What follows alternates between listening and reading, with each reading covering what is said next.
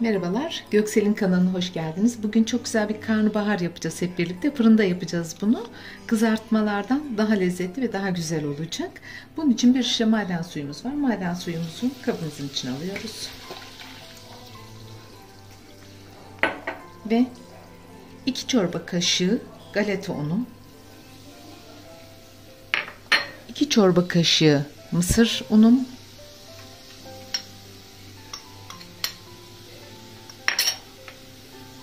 1'er tatlı kaşığı tuz, kırmızı biber, köri ve kimyon ekledim. Siz de damak zevkinize göre baharatlarınızı ayarlayabilirsiniz. Onların ilavesini yapıyorum. Ve bu karışımı güzelce karıştırıyoruz.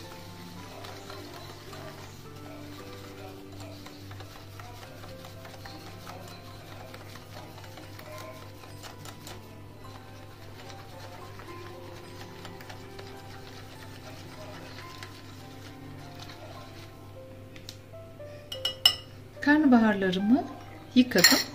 Küçük parçalar halinde kestim. Şimdi bunları karışımımızın içine atıp yağlı kağıt koydum. Tepsime alacağım.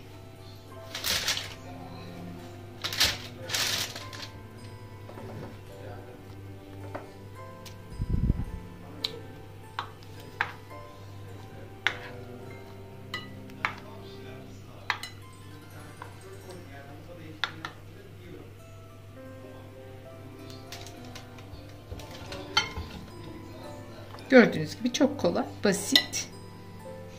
Ocakta kızartmayla uğraşmadan çok güzel karnabaharlar yapabileceksiniz.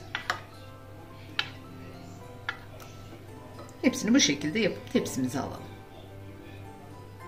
Karnabaharlarımızı sosların içinden geçirdik. Şimdi üzerine bir miktar zeytinyağı ilavesi yapacağım.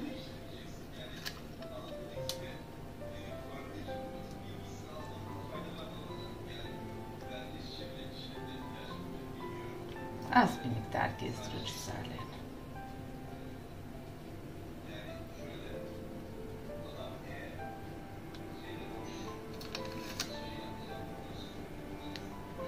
...200 derece ısıttığımız fırında pişmek üzere gönderiyoruz.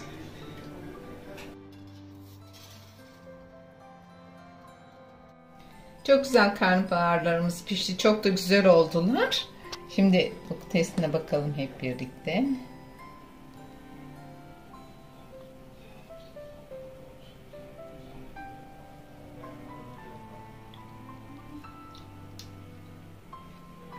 Harika olmuş. Umarım sizler de deneyip beğenirsiniz. Bu arada Göksel'in kanalına abone olmayı unutmayın lütfen. Diğer tariflerde yeniden buluşmak üzere. Hoşça kalın, dostça kalın.